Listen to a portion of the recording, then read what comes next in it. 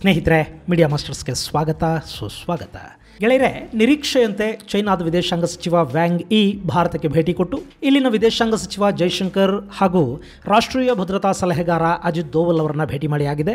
ಚೈನಾಗೆ ಭೇಟಿ ಕೊಡುವಂತೆ ಅಜಿತ್ ದೋವಲ್ ಅವರಿಗೆ ಆಹ್ವಾನ ಕೊಟ್ಟ ವ್ಯಾಂಗ್ ದೋವಲ್ ಅವರಿಂದ ಕಠಿಣ ಪ್ರತಿಕ್ರಿಯೆಯನ್ನು ಕೂಡ ಎದುರಿಸಿದ್ದಾರೆ. ಗಡಿಯಲ್ಲಿನ ಪರಿಸ್ಥಿತಿ ಸುಧಾರಣೆಯಾಗುವವರೆಗೆ ಎರಡೂ ದೇಶಗಳ ನಡುವಿನ ಯಾವ ಸಂಬಂಧವೂ ಸುಧಾರಿಸುವುದಕ್ಕೆ ಸಾಧ್ಯವೇ ಇಲ್ಲ ಅನ್ನುವ ಭಾರತದ ಪ್ರತಿಕ್ರಿಯೆಯನ್ನ ಕೇಳಿಕೊಂಡು ವ್ಯಾಂಗ್ ಇಲ್ಲಿಂದ ಹಿಂತಿರುಗಬೇಕಾಗಿ ಬಂದಿದೆ. ಹಾಗಾದ್ರೆ ವ್ಯಾಂಗ್ ಭಾರತಕ್ಕೆ ಬಂದಿದ್ದು ಯಾಕೆ? ಇಲ್ಲವರಿಗೆ ಸಿಕ್ಕ ಸ್ವಾಗತ ಹೇಗಿತ್ತು? ಈ ಭೇಟಿ ಭಾರತ ಮತ್ತು ಚೈನಾ ಸಂಬಂಧಗಳ ದೃಷ್ಟಿಯಿಂದ ಅತಿ ಮಹತ್ವದ್ದು ಅಂತ ಹೇಳಲಾಗ್ತಾ ಇರೋದು ಯಾಕೆ ಅನ್ನೋ ಬಗ್ಗೆ ಒಂದಷ್ಟು ವಿಷಯಗಳನ್ನಿಲ್ಲಿ ನೋಡೋಣ.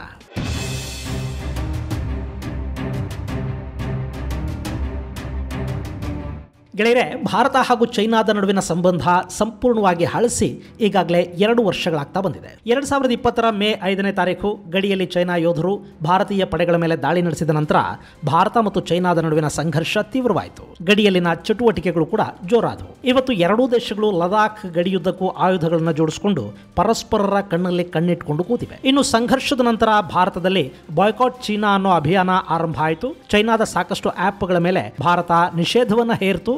ಹಾಗೇನೆ ಚೈನಾದ ಒಂದಷ್ಟು ವಸ್ತುಗಳನ್ನು ಭಾರತದಲ್ಲಿ ನಿಷೇಧಿಸಲಾಯಿತು. ಚೈನಾದ ಡಂಪಿಂಗ್ ಪಾಲಿಸಿಯ ವಿರುದ್ಧ ಕಠಿಣ ಕ್ರಮಗಳನ್ನು ಕೂಡ ಕೈಗೊಳ್ಳಲಾಯಿತು. ಇದೆಲ್ಲ ತುಂಬಾ ಅಂತ ಅಲ್ಲದೇ ಇದ್ರೂ ಕೂಡ ಚೈನಾದ ವ್ಯಾಪಾರ ವಹಿವಾಟುಗಳ ಮೇಲೆ ಒಂದಷ್ಟು ಪರಿಣಾಮವನ್ನಂತೂ ಬೀರಿದ್ದು ಸುಳ್ಳಲ್ಲ. ಹಾಗೇನೆ ಕ್ವಾಡ್ ಕೂಟ ಗಟ್ಟಿಯಾಗ್ತಾ ಬಂದಿದ್ದು, ಅಮೆರಿಕ, ಜಪಾನ್ ಹಾಗೂ ಆಸ್ಟ್ರೇಲಿಯಾಗಳ ಜೊತೆ ಭಾರತ ಕೂಡ ಸೇರ್ಕೊಂಡಿದ್ದು ಚೈನಾಗೊಂದಷ್ಟು ತಲೆನೋವನ್ನು ಉಂಟು ಮಾಡಿದ್ದು ಕೂಡ ಹೌದು. ಇದೆಲ್ಲ ಕಳೆದ 2 ವರ್ಷಗಳಿಂದ ಆಗ್ತಾ ಇರುವ ಬೆಳವಣಿಗೆ. ಈಗ ಚೈನಾ ಭಾರತದ ಜೊತೆಗಿನ ಸಂಬಂಧಗಳನ್ನ ಮತ್ತೆ ಸುಧಾರಿಸಿಕೊಳ್ಳೋದಕ್ಕೆ ಬಯಸ್ತಾ ಇದೆ. ಎರಡೂ ದೇಶಗಳ ನಡುವೆ ಮೊದಲಿನ ಹಾಗೆ ವ್ಯಾಪಾರ ವ್ಯವಹಾರಗಳು ನಡೀಲಿ, ಸಂಬಂಧಗಳು ಮೊದಲಿನಂತಾಗಲಿ ಅಂತ ಚೈನಾ ಬಯಸ್ತಾ ಇದೆ.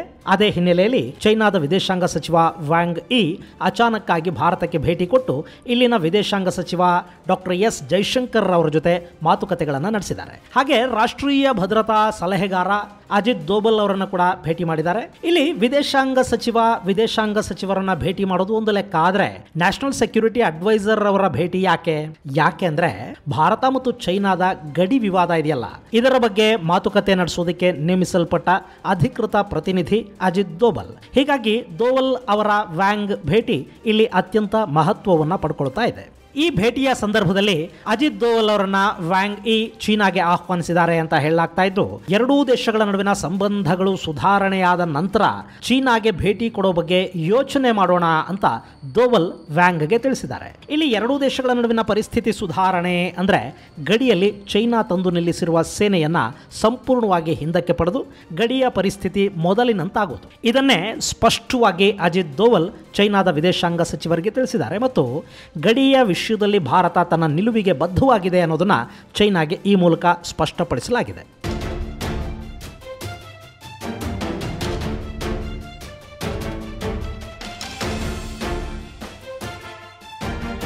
ಇನ್ನು ವಿದೇಶಾಂಗ ಸಚಿವರ ನಡುವಿನ ಭೇಟಿ ಸುಮಾರು 3 ಗಂಟೆಗಳ ಕಾಲ ನಡೆಯಿತು ಅನ್ನೋದನ್ನ ಭಾರತದ ವಿದೇಶಾಂಗ ಸಚಿವ ಎಸ್ ಜೈಶಂಕರ್ ಮಾಧ್ಯಮಗಳಿಗೆ ತಿಳಿಸಿದ್ದಾರೆ. ಈ ಭೇಟಿಲಿ ಎರಡು ದೇಶಗಳ ನಡುವಿನ ಸಂಬಂಧ ಸುಧಾರಣೆಯ ಬಗ್ಗೆ, ವ್ಯಾಪಾರ ವಹಿವಾಟುಗಳ ಅಭಿವೃದ್ಧಿಯ ಬಗ್ಗೆ ಮಾತುಕತೆ ನಡೆಸಲಾಯಿತು. ಹಾಗೇನೆ ಚೈನಾದಲ್ಲಿ ಮೆಡಿಕಲ್ ವ್ಯಾಸಂಗ ಮಾಡ್ತಾ ಇರೋ ವಿದ್ಯಾರ್ಥಿಗಳ ಬಗ್ಗೆ ಭಾರತ ಚೈನಾಗೆ ತನ್ನ ಕಳಕಳಿಯನ್ನು ತಿಳಿಸಿದೆ. ವೈರಾಣುವಿನ ಕಾರಣದಿಂದಾಗಿ ಚೈನಾದಿಂದ ಭಾರತಕ್ಕೆ ಹಿಂತಿರುಗಿ ಬಂದಿರುವ ವಿದ್ಯಾರ್ಥಿಗಳನ್ನ ಅಲ್ಲಿಗೆ ಮತ್ತೆ ಕರೆಸಿಕೊಳ್ಳುವ ಬಗ್ಗೆ ಚೈನಾ ಬೇಗ ಒಂದು ನಿರ್ಧಾರ ತಗೋಬೇಕು. ಇಲ್ಲಿ ಭಾರತೀಯ ವಿದ್ಯಾರ್ಥಿಗಳ ವಿಷಯದಲ್ಲಿ ಯಾವುದೇ ತಾರತಮ್ಯ ನೀತಿಯನ್ನು ಪ್ರದರ್ಶಿಸಬಾರದು ಅನ್ನೋದನ್ನ ಭಾರತ ಸ್ಪಷ್ಟವಾಗಿ ಚೈನಾಗೆ ಹೇಳಿದೆ. ಇನ್ನು ಎರಡೂ ದೇಶಗಳ ಸಂಬಂಧ ಸುಧಾರಣೆ ಅನ್ನೋ ವಿಷಯ ಬಂದಾಗ ವಿದೇಶಾಂಗ ಸಚಿವ ಜೈಶಂಕರ್ ಕೂಡ ಗಡಿಯಲ್ಲಿನ ಸೇನಾ ಹಿಂತೆಗೆತವನ್ನ ಪ್ರಬಲವಾಗಿ ಪ್ರತಿಪಾದಿಸಿದ್ದಾಗಿ ತಿಳಿಸಿದ್ದಾರೆ. ಈ ಹಿಂದೆ ಕೂಡ ಅಂದ್ರೆ 2020ರಲ್ಲಿ ಮಾಸ್ಕೋನಲ್ಲಿ ಹಾಗೆ 2021ರಲ್ಲಿ ದುಶಾಂಬೆಯಲ್ಲಿ ಎರಡೂ ದೇಶಗಳ ವಿದೇಶಾಂಗ ಸಚಿವರು ಪರಸ್ಪರ ಭೇಟಿ ಮಾಡಿದ್ರು.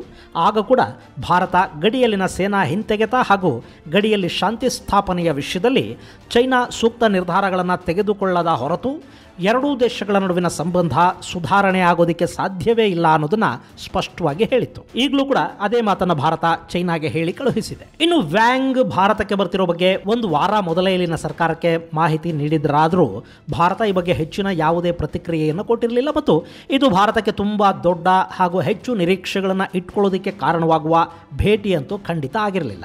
ಮತ್ತು ಚೈನಾದ ವಿಷಯದಲ್ಲಿ ಭಾರತ ಈ ಹಿಂದಿನಂತಲ್ಲದೆ ಈ ಬಾರಿ ತುಂಬಾನೇ ಕಠಿಣ ನಿಲುವುಗಳನ್ನು ತೆಗೆದುಕೊಳ್ತಾ ಇರೋ ಹಿನ್ನೆಲೆಯಲ್ಲಿ ಹಿನ್ನೆಲೆಯಲ್ಲಿ ಈ ಭೇಟಿಯ ಬಗ್ಗೆ ಹೆಚ್ಚಿನ ಪ್ರಚಾರ ಕೊಡೋದಕ್ಕೂ ಭಾರತ ಸರ್ಕಾರ ಹೋಗಲಿಲ್ಲ.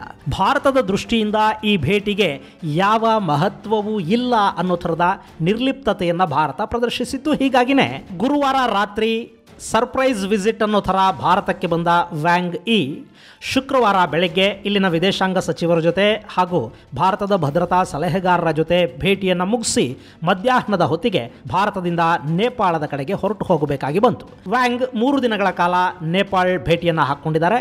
ಅಲ್ಲಿ ಅಮೆರಿಕಾದ ವಿರುದ್ಧ ಚೈನಾ ತನ್ನದೇ ಕಾರ್ಯತಂತ್ರವನ್ನು ರೂಪಿಸ್ತಾ ಇರೋದ್ರಿಂದ ಮತ್ತು ನೇಪಾಳ ಸರ್ಕಾರದ ಮೇಲೆ ಚೈನಾದ ಪ್ರಭಾವವನ್ನು ಹೆಚ್ಚು ಮಾಡೋದಕ್ಕೆ ಒಂದಷ್ಟು ಯೋಜನೆಗಳನ್ನು ಹಮ್ಮಿಕೊಂಡಿರೋದ್ರಿಂದ ವ್ಯಾಂಗ್ 3 ದಿನಗಳ ಕಾಲ ನೇಪಾಳದಲ್ಲಿ ಉಳಿತಾರೆ.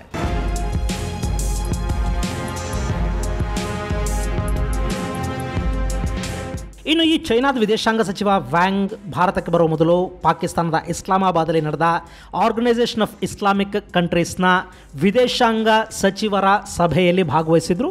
ಮೊಟ್ಟ ಮೊದಲ ಬಾರಿಗೆ ಚೈನಾ OIC ವಿದೇಶಾಂಗ ಸಚಿವರ ಸಭೆಯಲ್ಲಿ ಭಾಗವಹಿಸ್ತಾ ಇದೆ. ಅಲ್ಲಿ ಒಂಥರ ಕರೆದು ಕಪಾಳ ಹೊಡೆಯೋದು ಅಂತಾರಲ್ಲ, ಹಾಗಾಯಿತು ಚೈನಾದ ಪರಿಸ್ಥಿತಿ. ಪಾಕಿಸ್ತಾನದ ಆಹ್ವಾನದ ಮೇರೆಗೆ ಹೋಗಿದ್ದ ಚೈನಾ ಅಲ್ಲಿನ ಎಲ್ಲ ಮುಸ್ಲಿಂ ದೇಶಗಳು ಭಾರತದ ವಿರುದ್ಧ, ಕಾಶ್ಮೀರದ ವಿರುದ್ಧ ಮಾತಾಡುತ್ತವೆ ಅನ್ನೋ ನಿರೀಕ್ಷೆಯಲ್ಲಿತ್ತಾದರೂ ಆ ಸಭೆಗೆ ಸಾಕಷ್ಟು ದೇಶಗಳ ಪ್ರತಿನಿಧಿಗಳು ಬಂದೇ ಇರಲಿಲ್ಲ. ಅದು ಆಫ್ಘನಿಸ್ತಾನದ ಬಗ್ಗೆ ಮಾತನಾಡೋದಕ್ಕೆ ಕರೆಯಲಾಗಿದ್ದ ಸಭೆ ಅಂತ ಹೇಳಲಾಗಿತ್ತಾದರೂ ಕೂಡ ಆಫ್ಘನಿಸ್ತಾನದ ವಿದೇಶಾಂಗ ಸಚಿವನೇ ಆ ಸಭೆಯಲ್ಲಿರಲಿಲ್ಲ. ಅದಕ್ಕೆ ಕಾರಣ ಪಾಕಿಸ್ತಾನ ಹಾಗೂ ಆಫ್ಘನ್ ಸಂಬಂಧಗಳು ಹಳಸಿರೋದಾಗಿತ್ತು.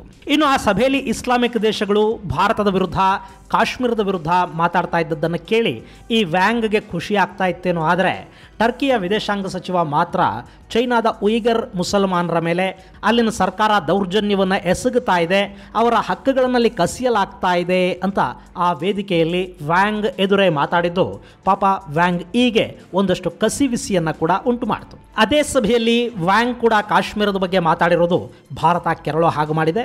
ಭಾರತ ಈ ಬಗ್ಗೆ ತನ್ನ ತೀವ್ರ ಅಸಮಾಧಾನವನ್ನು ವ್ಯಕ್ತಪಡಿಸಿರೋದು ಅಷ್ಟೇ ಅಲ್ಲ, ಕಾಶ್ಮೀರ ಭಾರತದ ಅವಿಭಾಜ್ಯ ಅಂಗ, ಅಲ್ಲಿನ ಬೆಳವಣಿಗೆಗಳು ಭಾರತದ ಆಂತರಿಕ ವಿಷಯಗಳು, ಅದರ ಬಗ್ಗೆ ಮಾತನಾಡೋದಕ್ಕೆ ಯಾವ 3ನೇ ದೇಶಕ್ಕೂ ಯಾವ ಅರ್ಹತೆಯೂ ಇಲ್ಲ ಅಂತ ಹೇಳೋ ಮೂಲಕ ಚೈನಾಗೆ ಬಾಯಿ ಮುಚ್ಚಿಕೊಂಡು ಬಿದ್ದಿರಿ ಅನ್ನೋ ಎಚ್ಚರಿಕೆಯನ್ನು ಕೂಡ ಕೊಟ್ಟಿದೆ.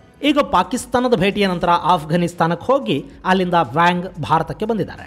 ಇನ್ನು 2020 ನಂತರ ಭಾರತಕ್ಕೆ ಭೇಟಿ ಕೊಡ್ತಾ ಇರುವ ಮೊದಲ ಚೈನಾದ ಪ್ರಮುಖ ವ್ಯಾಂಗ್. ಹೀಗಾಗಿ ಇದು ಎರಡೂ ದೇಶಗಳ ದೃಷ್ಟಿಯಿಂದ ಮಹತ್ವದ ಭೇಟಿ ಅಂತ ಅನ್ನಿಸ್ಕೊಳ್ತಾ ಇದೆ. ಇನ್ನು ಈ ಭೇಟಿಯ ಹಿಂದೆ ಸದ್ಯಕ್ಕೊಂದಷ್ಟು ಸಂಬಂಧಗಳನ್ನು ಸುಧಾರಿಸ್ಕೋಬೇಕು ಅನ್ನೋ ಇರಾದೆ ಕೂಡ ಕಾಣ್ತಾ ಇದೆ. ಈ ವರ್ಷ ಬ್ರಿಕ್ಸ್ ಸಮಾವೇಶವನ್ನು ಚೈನಾ ಹೋಸ್ಟ್ ಮಾಡ್ತಾ ಇದೆ. ಅದರ ಜೊತೆಗೆ ರಷ್ಯಾ, ಚೀನಾ, ಭಾರತದ ನಡುವಿನ ತ್ರಿಪಕ್ಷೀಯ ಸಭೆ RIC ಕೂಡ ನಡಿಬೇಕು. ಬ್ರಿಕ್ಸ್ ಸಭೆಯಲ್ಲಿ ಪುತಿನ್ ಭಾಗವಹಿಸುವ ಸಾಧ್ಯತೆ ಇರುತ್ತೆ.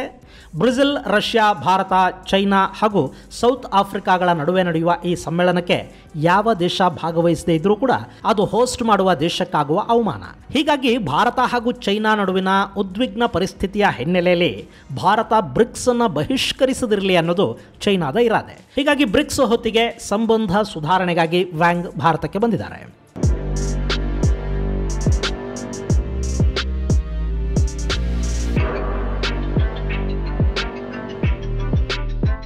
ಇನ್ನು ರಷ್ಯಾ ಯುಕ್ರೇನ್ ಸಂಘರ್ಷದ ಹಿನ್ನೆಲೆಯಲ್ಲಿ ಬದಲಾಗ್ತಾ ಇರುವ ವಿಶ್ವದ ಪರಿಸ್ಥಿತಿ ಹಾಗೂ ಕೂಟಗಳಲ್ಲಿ ಉಂಟಾಗ್ತಿರೋ ಬದಲಾವಣೆಯ ಹಿನ್ನೆಲೆಯಲ್ಲಿ ಕೂಡ ಚೈನಾದ ವಿದೇಶಾಂಗ ಸಚಿವರ ಭೇಟಿ ಒಂದಷ್ಟು ಮಹತ್ವವನ್ನು ಪಡ್ಕೊಳ್ಳುತ್ತೆ. ತೈವಾನ್ ವಿಷಯದಲ್ಲಿ ಚೈನಾ ತೋರಿಸ್ತಿರೋ ಅಗ್ರೆಷನ್ ಹಾಗೂ ಕ್ವಾಡ್ ಕೂಟ ಗಟ್ಟಿಯಾಗ್ತಾ ಇರೋದು ಚೈನಾಗೆ ಈಗ ಭಾರತದ ಜೊತೆಗಿನ ಸಂಬಂಧಗಳನ್ನು ಮತ್ತೆ ಹಳೆಗೆ ತಂದುಕೊಳ್ಳುವ ಅವಶ್ಯಕತೆಯನ್ನು ಮನಗಾಣಿಸ್ತಾ ಇದೆ ಅನ್ನೋದು ಸುಳ್ಳಲ್ಲ. ಇನ್ನು ಈ ಹಿಂದೆ ಅಂದರೆ 2017ರ ಸಂದರ್ಭದಲ್ಲಿನ ಪರಿಸ್ಥಿತಿಯನ್ನು ಕೂಡ ನಾವಿಲ್ಲಿ ಗಮನಿಸಬೇಕು. ಆಗ ಕೂಡ ಬ್ರಿಕ್ಸ್ ಸಮ್ಮೇಳನದ ಸಂದರ್ಭದಲ್ಲೇ ಡೋಕ್ಲಾಮ್ ಸಂಘರ್ಷ ಉಂಟಾಗಿತ್ತು. ಅಲ್ಲಿನ ಪರಿಸ್ಥಿತಿ ಹತೋಟಿಗೆ ಬಂದು ಚೈನಾ ಸೇನೆಯನ್ನು ಹಿಂಪಡೆದ ನಂತರ ಭಾರತದ ಪ್ರಧಾನಿ ಬ್ರಿಕ್ಸಲ್ಲಿ ಭಾಗವಹಿಸಿದರು. ಈಗ ಕೂಡ ಅದೇ ಥರದ ಘಟನೆ ಪುನರಾವರ್ತನೆಯಾಗುವ, ಚೈನಾ ಬ್ರಿಕ್ಸ್ ವೇಳೆಗೆ ಸೇನೆಯನ್ನು ಹಿಂಪಡೆಯೋದಕ್ಕೆ ಒಪ್ಪುವ ಸಾಧ್ಯತೆಗಳು ಕೂಡ ಇವೆ. ಹಾಗಂತ ಅಲ್ಲಿಗೆ ಸಮಸ್ಯೆ ಬಗೆಹರಿಯುತ್ತೆ ಅಂತಲ್ಲ. ಯಾಕೆಂದರೆ 2019ರಲ್ಲಿ ಮೋದಿ ಹಾಗೂ ಶಿ ಜಿನ್ಪಿಂಗ್ ಬ್ರೆಜಿಲ್ನಲ್ಲಿ ಭೇಟಿಯಾಗಿ ಅಲ್ಲಿಂದ ಭಾರತಕ್ಕೆ ಪಿಂಗ್ ಬಂದು ಮಹಾಬಲಿಪುರಮಲ್ಲಿ ಸೈಟ್ ಸೀಯಿಂಗ್ ಕೂಡ ಮುಗಿಸ್ಕೊಂಡು ಮೇಲೇ ಗಡಿಯಲ್ಲಿ ಎರಡೂ ದೇಶಗಳ ನಡುವೆ ಸಂಘರ್ಷ ಶುರುವಾಗಿತ್ತು. ಹೀಗಾಗಿ ಚೈನಾ ಅನ್ನೋ ದೇಶವನ್ನು ಯಾವತ್ತಿಗೂ ಕೂಡ ಸ್ನೇಹಿತ ಅಂತ ನಂಬೋದಕ್ಕೆ ಸಾಧ್ಯ ಆಗೋದಿಲ್ಲ. ಇದೆಲ್ಲವನ್ನು ಗಮನದಲ್ಲಿಟ್ಕೊಂಡು ಚೈನಾದ ಜೊತೆಗೆ ಈ ಬಾರಿ ಭಾರತ ಸಾಧ್ಯವಾದಷ್ಟು ಕಠಿಣವಾಗಿ ವ್ಯವಹರಿಸ್ತಾ ಇದೆ. ಇನ್ನು ಚೈನಾದ ವಿದೇಶಾಂಗ ಸಚಿವನ ಭೇಟಿಯ ಸಂದರ್ಭದಲ್ಲಿ ಕೂಡ ಮೊದಲು ಶಾಂತಿ, ಆನಂತರ ಸಂಬಂಧ ಸುಧಾರಣೆ ಅನ್ನುವ ತನ್ನ ನಿಲುವನ್ನು ನಿಷ್ಠುರವಾಗಿ ಭಾರತ ತಿಳಿಸಿದೆ. ಇನ್ನು ಮುಂದಿನ ಬೆಳವಣಿಗೆಗಳೇನು? 15ನೇ ಸುತ್ತಿನ ಕಮಾಂಡರ್ ಮಟ್ಟದ ಮಾತುಕತೆಗಳು ಪೂರ್ಣಗೊಂಡಿವೆ. ಅಲ್ಲೂ ಒಂದಷ್ಟು ಪಾಸಿಟಿವ್ ಬೆಳವಣಿಗೆಗಳಾಗ್ತಾ ಇದ್ದು, ಗಡಿಯಲ್ಲಿ ಚೈನಾ ತನ್ನ ಸೇನೆಯನ್ನು ಹಿಂಪಡೆಯುತ್ತಾ ಕಾದು ನೋಡಬೇಕು. ಅಕಸ್ಮಾತ್ ಸೇನೆಯನ್ನು ಹಿಂಪಡೆಯುವ ಕೆಲಸ ನಡೆದರೂ ಕೂಡ ಭಾರತ ಒಂದಷ್ಟು ವಿಷಯಗಳಲ್ಲಿ ತುಂಬಾ ಕಟ್ಟುನಿಟ್ಟಾಗಿರಬೇಕಾಗಿ ಬರುತ್ತೆ. ಯಾಕೆಂದರೆ ಅದು ಚೈನಾ, ನಂಬಿಕೆಗೆ ಅರ್ಹವಾದ ದೇಶ ಖಂಡಿತ ಅಲ್ಲ. ಇದು ಗೆಳೆಯರೆ, ಚೈನಾ ವಿದೇಶಾಂಗ ಸಚಿವ ವ್ಯಾಂಗ್ ಯಿ ಭಾರತಕ್ಕೆ ಭೇಟಿ ಕೊಟ್ಟು ಇಲ್ಲಿಂದ ಹೋದ ಕುರಿತಾದ ಒಂದಷ್ಟು ವಿಷಯ. ಮುಂದಿನ ಸಂಚಿಕೆಯಲ್ಲಿ ಮತ್ತಷ್ಟು ವಿಶೇಷಗಳ ಜೊತೆ ಮತ್ತೆ ಭೇಟಿಯಾಗೋಣ. ಅಲ್ಲಿವರೆಗೆ ಜೈ ಹಿಂದ್, ಜೈ ಕರ್ನಾಟಕ.